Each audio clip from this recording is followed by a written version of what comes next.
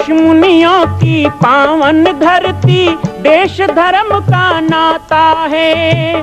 कहते सारे लोग यही हैं, गो हमारी माता है। जाग उठो ओ भारतवासी, जाग उठो ओ भारतवासी, गो पर छुरियां चलती हैं। बंद करो गो माँ की हत्या, सारी जनता कहती है। बंद करो गो माँ की हत्या, सारी जनता कहती है।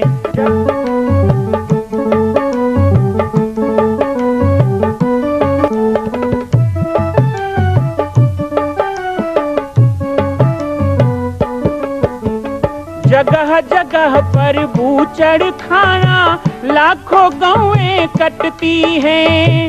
किसे सुनाए व्यथा हमारी, नैना नीर बहाती हैं। रक्षा करना गौ माता की,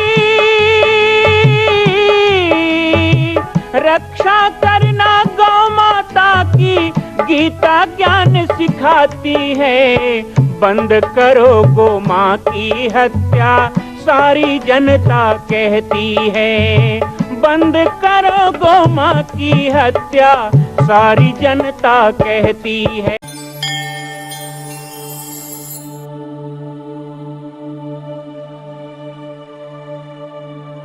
विवाह के बिना काम है, जैसा कि विदेशों में परंपराएं हैं, विवाह जरूरी नहीं समझते हैं, तो हम उसे धर्म नहीं मानते, अधर्म मानते। इसलिए भी संसार में जो रिश्ता है विवाह के बाद पवित्र माना जाता है, तो धर्म के लिए जाता है। बड़े बड़े ऋषि मुनि विवाह किए, भगवान शंकर ने विवाह किया, क्योंकि वो धर्म के लिए। तो अर्थ, धर्म, काम और मोक्ष, वही काम, वही गृहस्थ, वही परिवार, वही रिश्ते मोक्ष की तरफ हो जाते हैं, सद्गृहस्थ। तो एक प्रश्न है, और जिसमें गुरु पूर्णिमा का पूरा महत्व, गुरु तत्व की महिमा छुपी हुई। अब उस प्रश्न का उत्तर आप भी दे सकते हैं, मैं भी दे सकता हूँ। और पहले आप ही लोगों से हम पूछेंगे जो आज दीक्षा लिए हैं, क्योंकि कहते हैं गुरु बनाओ जान के, तो आप लोगों ने मुझे जाना क्यों ना जाने याद है। कुछ तो मुझे लगता है कि दीक्षा हो गया करके लाइन में लग गए, पहले सोच के नहीं आए थे घर से। नहीं, तैयारी करके आना चाहिए। कहते हैं कि संत मिलन को जाइए, तज माया अभिमान, ज्यों ज्यों पद आगे बढ़े तो कोटि यज्ञ समान। लेकिन वो तय करके आए कि मैं आज जा रहा हूँ गुरु से मिल, वो ऐसा नहीं कि मिल गए तो मिल लो, ऐसा नहीं। बहुत दिनों से प्रयास करना पड़ता है, लेकिन कभी कभी सौभाग्य भी होता है कि हमको अनाश्रुति कर्म फलम संयोगवश सोच के तो नहीं आए थे, पर ऐसे हो गया। क्या पता आपका सौभाग्य रहा हो, वो संयोग में लिखा था। तो गुरु पूर्णिमा के पर्व और गुरु तत्व की महिमा और गुरु महिमा के बारे में प्रकाश डालता हुआ एक छोटा सा प्रश्न है, हर विद्यार्थी को इसके बारे में जानना चाहिए। संसार में बहुत से रिश्ते नाते हैं, पति पत्नी का रिश्ता है, पिता पुत्र का रिश्ता है, भाई बहन का रिश्ता है, बड़े छोटे का रिश्ता है, बहुत सारे रिश्ते हैं। लेकिन सबसे बड़ा रिश्ता संसार में कोई है तो गुरु शिष्य का रिश्ता है। इससे बड़ा तो कोई रिश्ता हो ही नहीं सकता, क्योंकि संसार में आने का लक्ष्य ही है परमात्मा की प्राप्ति, और उसको कराने वाला कोई रिश्ता नहीं, वो केवल गुरु और शिष्य का रिश्ता। शिष्य बना ही इसलिए जाता है कि ईश्वर की प्राप्ति, और शिष्य बनाया भी इसलिए जाता है कि आपको ईश्वर की प्राप्ति। आप यदि पद, कीर्ति, प्रतिष्ठा, बड़ाई, बड़प्पन के लिए शिष्य बन रहे हो तो आप गलत हो, और मैं यदि आपके पैसा, कौड़ी, धन, यौवन के लिए आपको शिष्य बनाना तो नहीं गलत। अगर किसी से शोक न रही, सो गुरु भोग नरक मह पड़ेगी। तो परमात्मा से प्राप्ति का साधन है दीक्षा। तो प्रश्न ये है कि इस रिश्ते में, गुरु शिष्य के रिश्ते में जिसमें आप लोग आज जुड़े हो, गुरु की जिम्मेदारी बनी है या शिष्य की जिम्मेदारी? इतना ही प्रश्न। तो शिष्य की जिम्मेदारी ज्यादा है, ऐसे वाले कम है, लेकिन उत्तर यही है कि शिष्य की जिम्मेदारी ज्यादा है। इसीलिए जानना जरूरी था। आप मेरी जिम्मेदारी समझ के चले जाओगे तो आप जिम्मेदार नहीं बनते, पिता के संपत्ति में पुत्र की जिम्मेदारी होगी, ठीक है ना। तो गुरु की परंपरा को आगे बढ़ाने के लिए शिष्य की जिम्मेदारी बढ़ी। मेरी कोई जिम्मेदारी आज बढ़ी नहीं है, क्योंकि आप जैसे बहुत शिष्य हैं मेरे पास, पहले से भी हैं, आगे क्यों नहीं। लेकिन आपकी जिम्मेदारी बढ़ी है, क्योंकि आप 50 गुरु नहीं बनाने वाले, मैं तो एक ही होगा सबसे। जिम्मेदारी आपकी बढ़ी है, मेरी नहीं। मेरे जीवन में कोई नया जिम्मेदारी आज नहीं आया है, आपके जीवन में नया जिम्मेदारी आया है कि अब आप एक परंपरा से जुड़ गए हो। आप अगर वैष्णव परंपरा में जुड़े हो, आप पाटेश्वर धाम के शिष्य हो, आप राम बालक दास जी के शिष्य हो, तो आपके हर क्रियाकलाप पर एक बात जुड़ जाएगी। कोई शिष्य बना और गलत आचरण कर रहा है तो लोग कहेंगे देखो इतने बड़े संत का चेला है, देख लो हालत हो गया ना।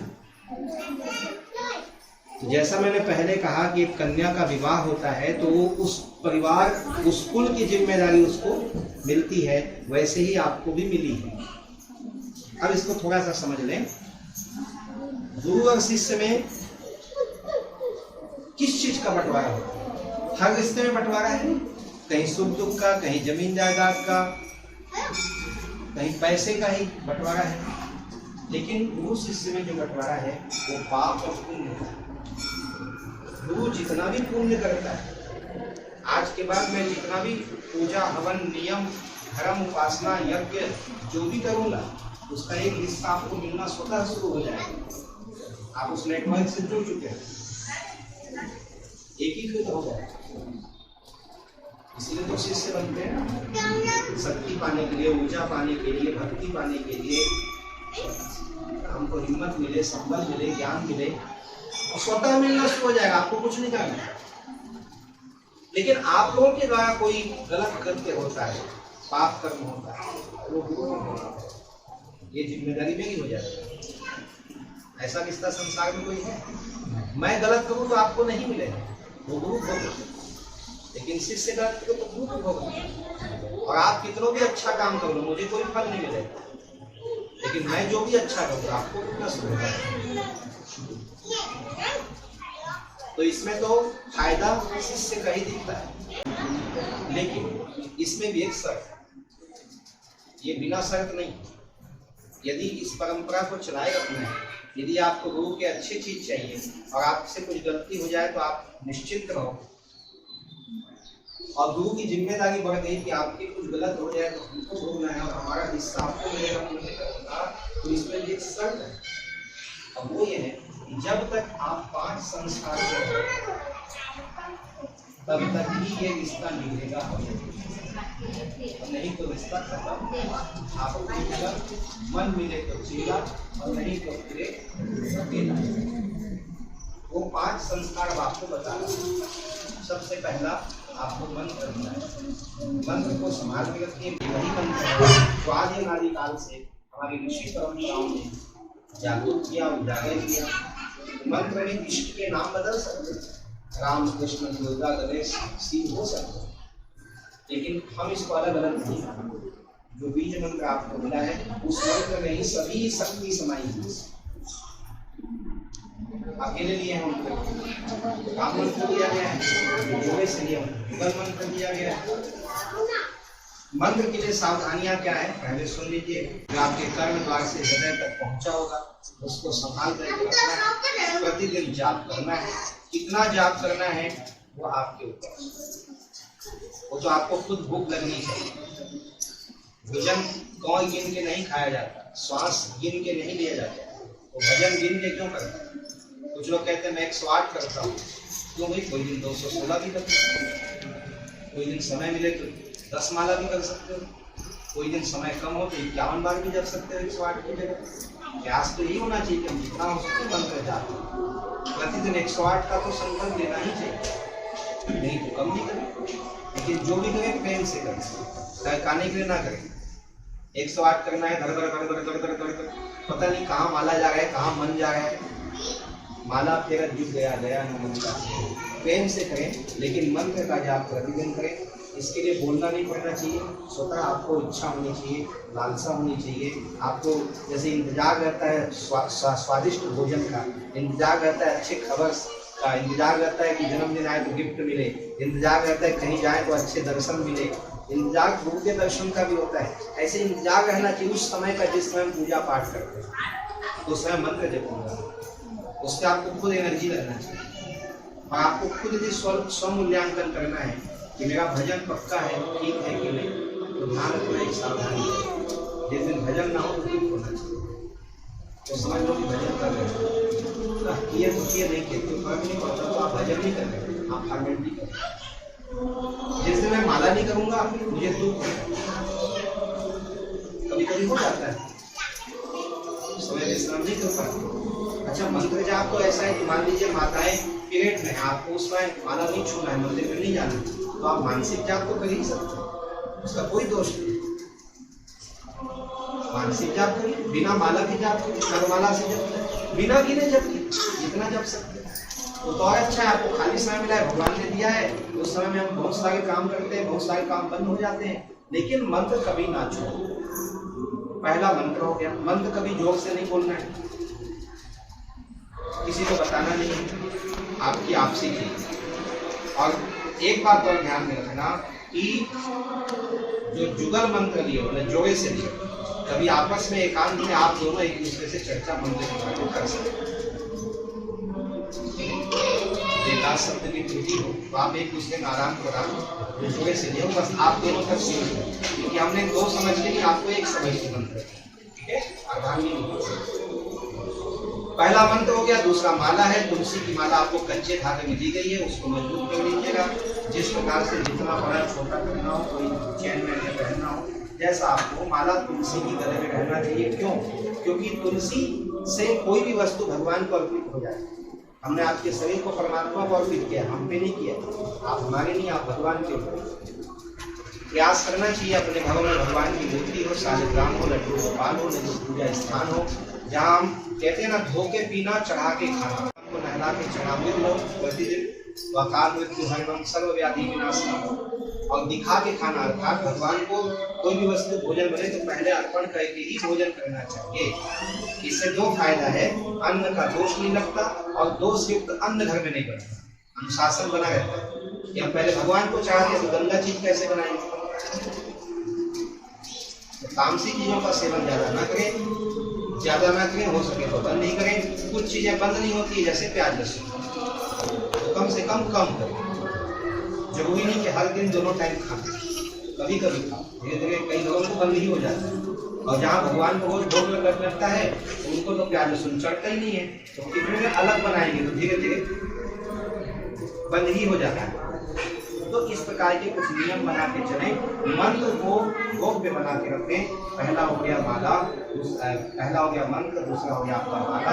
तुलसी की माला है, कभी टूट भी सकती है, घर में हमारी जब तुलसी सूख जाती है ना, वो उसी से बनाएंगे, बाजार से नहीं खरीदेंगे। कुछ दाने रखना चाहिए, कभी टूट गया तो पहन सके, वापस बदल सके, उसके लिए गुरु की जरूरत नहीं, आप बदल सके। तीसरा है उपदेश, जो आप सुन रहे हैं उसको ध्यान में रखते हैं कि चलना चाहिए। चौथा दिया गया तिलक, मस्तक में तिलक जो धारण, एक सुहागन स्त्री मांग में सिंदूर माथे में बिंदी लगाती ही है, इसी तरह एक दीक्षित व्यक्ति को, वैसे तो सभी अपने बच्चों को भी कहेंगे, बड़ा नहीं तो छोटा सा तिलक लगा के जाए, लेकिन स्कूल भी जाए तो छोटा चंदन तिलक लगा के रखना चाहिए। ये माथे की शोभा नहीं, ये आपके हृदय की पवित्रता, आपके संस्कार को बताते हैं। जैसे सुहागन स्त्री के सुहाग को उसका प्रतीक बता देता है मांग का सिंदूर, इसी तरह आप कहीं जुड़े हो, आप परायण हो, तो आपका तिलक, आपको तिलक छोटा बड़ा, लाल पीला काला नीला हो सकता है, लेकिन होना जरूर चाहिए। और पांचवा जो अंतिम है वो है आदेश। एक उपदेश है जिसको मानो या ना मानो, लेकिन एक आदेश है जिसको मानना ही चाहिए, नहीं तो आप हमारी परंपरा में नहीं। अब वो आदेश क्या है, संक्षिप्त बता देता हूँ। 5 प्रकृति का सम्मान, सूर्य को जल देना, तुलसी को जल चढ़ाना, शिव जी को नहलाना, गौ माता को सम्मान करना, आए अतिथि ब्राह्मण का सेवा करना, माता पिता को भगवान मान के सेवा करना, और कभी कभी समय मिले, वर्ष में 1 बार या 2 बार कभी भी हो, गुरुदेव से मिलते हैं, गुरु परंपरा से जुड़े हैं। ऐसा रहने से आप एक मजबूत किले में रहोगे। आपके आसपास जो भी काम, क्रोध, मद, मत्सर, चोर बगे भागे, ज्ञान खड़ग लेकर में दूर सब संघारी, होता है। वृत्ति बनी रहेगी। ये 5 संस्कार है और ये 5 संस्कार जिसके पास होता है गुरु के सारे एनर्जी ऊर्जा मिलती रहती है।